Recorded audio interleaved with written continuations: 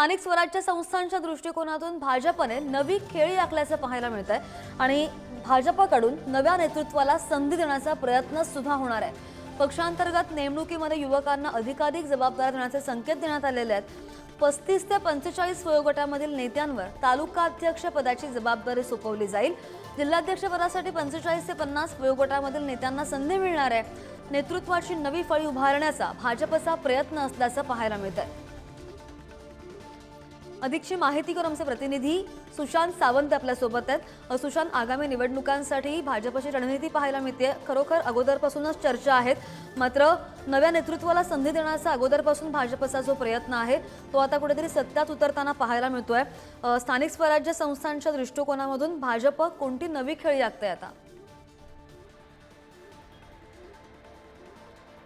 श्रद्धा, आपण जर बघितलं असेल तर भाजप नेहमीच वेगवेगळे खेळी जे आहे ते करत असतं। आता स्थानिक स्वराज्य संस्थांच्या निवडणुका आहेत, त्यातच भाजपचे राष्ट्रीय अध्यक्ष नवे राष्ट्रीय अध्यक्ष भाजपला येत्या आठवड्याभरात मिळणार आहेत आणि त्यानंतर महाराष्ट्रात देखील महत्त्वपूर्ण बदल जे आहेत ते केले जाणार आहेत। मात्र जे आपल्याला माहिती मिळते त्यानुसार भाजप यावेळी जे बदल करेल त्यामध्ये नवीन आणि तरुणांना जे आहे ती संधी मुख्यतः देण्याचा भाजपचा प्रयत्न असेल। त्याचं मुख्य कारण म्हणजे तरुणांना मुख्य प्रवाहात आणण्यासाठी भाजपचे हे प्रयत्न असणार आहे। स्थानिक स्वराज्य संस्थांच्या निवडणुकांमध्ये तरुणांचा जास्तीत जास्त सहभाग असावा यासाठी खऱ्या अर्थाने या सगळ्या निवडी होणार आहेत। त्यामध्ये तालुका अध्यक्ष असतील ते 35 ते 40 वय असेल असे तालुका अध्यक्ष नेमले जातील।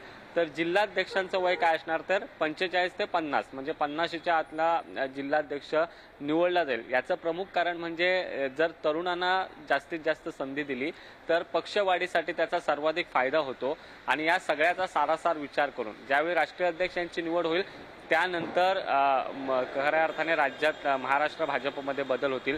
त्यामध्ये भाजपचे प्रदेशाध्यक्ष देखील बदलले जाणार आहेत। रवींद्र चव्हाण यांचं नाव आघाडीवर, रवींद्र चव्हाण सध्या कार्यकारी अध्यक्ष आहेत, त्यांच्याकडे प्रदेशाध्यक्ष पदाची धुरा जाईल आणि त्यानंतर मुंबई अध्यक्ष बदलले जातील आणि मग जिल्हाध्यक्षांची निवड जी आहे ती केली जाणार।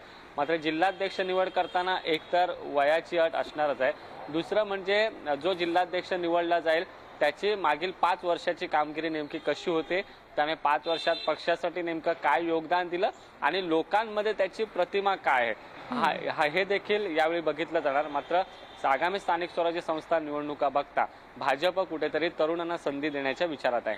नाही, बरोबर, आणि नेतृत्वाची नवी फळी उभारण्याचा भाजपचा प्रयत्न दिसतोय। आता काय बदल होतात याकडे लक्ष असेल। सुशांत, धन्यवाद दिलेल्या सविस्तर माहितीसाठी।